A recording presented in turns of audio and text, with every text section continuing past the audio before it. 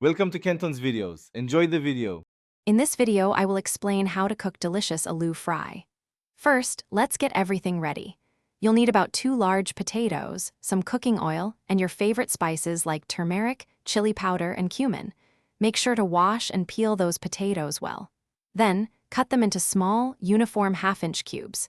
This ensures they cook evenly and become perfectly crispy. Having everything prepped makes the cooking process smooth and enjoyable.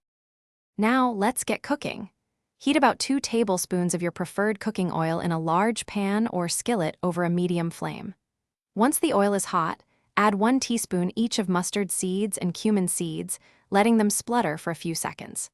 Next, toss in 1 finely chopped onion and sauté it until it becomes beautifully translucent, which usually takes around 3 minutes. Don't forget to stir in 1 teaspoon of ginger garlic paste for that aromatic kick. It's time for the star of our dish, the potatoes. Carefully add your cubed potatoes to the pan, mixing them thoroughly with the sautéed onions and spices. Now, sprinkle in about 1 teaspoon of turmeric powder and 1 teaspoon of red chili powder for color and heat. Give it another good stir.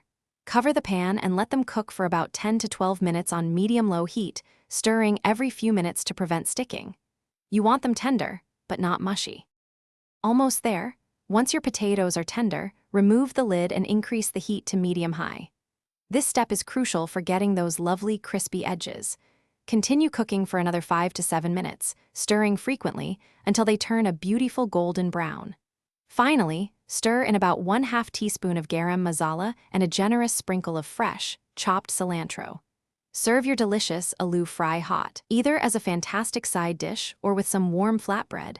Enjoy! Thanks for watching. Consider subscribing if we helped you.